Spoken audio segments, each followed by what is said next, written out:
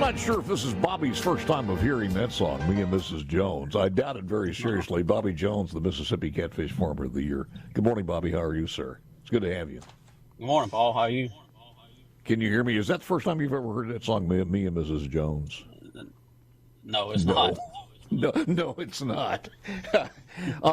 In the vehicle, it's one of the marvelous things that we didn't have when we first started off here. I'm able to talk to a guest anywhere I want to by video. Again, at Channel 70 on C Spire or anywhere else on SuperTalk TV, and we appreciate it so very, very much. Bobby, congratulations. First of all, what does being the Catfish Farmer of the Year mean to you? That means a lot. I've done this my whole life, and to be recognized by my peers is a pretty neat experience. Your dad do this, or had been in the family? Yes, my dad does it. How many acres do you grow there? We are just around 1,000 acres. Is that right? I got to ask you, because I'm a Delta boy, grew up, well, first of all, I know where Leroy Percy Park is. Do you know where Leroy Percy Park is? I do. Okay. just checking to make sure you're, if you do that with us. But things have changed a lot over the years, because, we were, I mentioned this a few moments ago, we've been catfish farming now for quite a while. It's been several decades. But when I was young, it was something that nobody even thought about. When you heard somebody say that we're going to grow catfish, I think some of the old-timers were saying, wait a minute, whoa, you're going to disc up cotton land, and you're going to grow fish on it in the Mississippi Delta? And there were people who said this would never, ever work, but thanks to the university's study on this and a lot of other things, it's been a major, major cash crop for the state of Mississippi. How have things changed over the years, though, Bobby?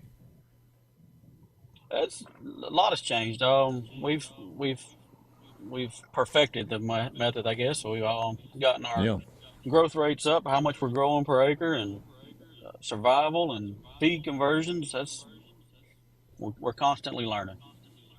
Do you use technology a lot differently now than maybe when you first started with this, as far as any technology? I can see even where AI would come into this, artificial intelligence would come into this play. Yeah, there's we don't have them on our farm, but there's probably 75% of the farms out are using monitoring systems where it monitors oxygen, cut paddle wheels on automatically. Just technology's taken in everywhere. I can imagine right now what's going on as far as the extremely hot weather. How is this affecting you and the catfish farming? You definitely see a lot of aerators running every morning.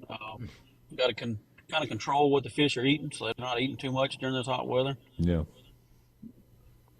So, when you start talking about the processing plants that you have in that area, are they adequate? Are we up to speed as far as the processing part of this?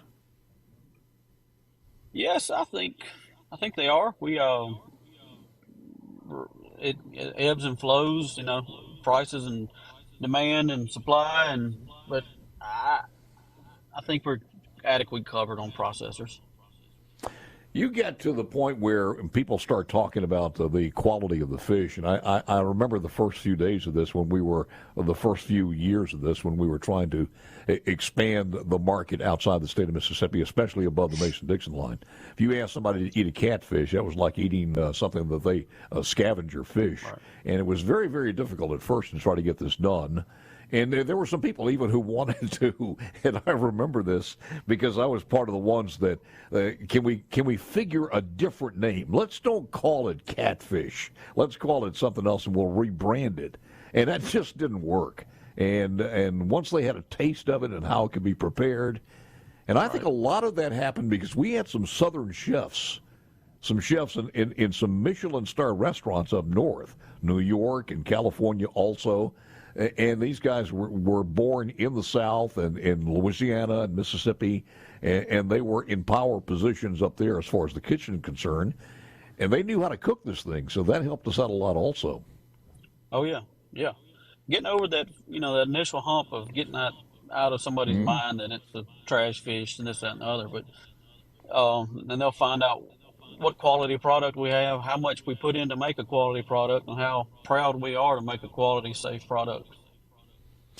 Well, since they do feed in that manner, what goes in depends on the taste itself. And I mean, you can't, we had this battle for so many years, and I'm not sure how prevalent it is today, but the Vietnamese fish, and we know the story on those. And the difference is quite large. Oh, yes. Yes. You know, and I can tell if somebody's trying to pass that fish off.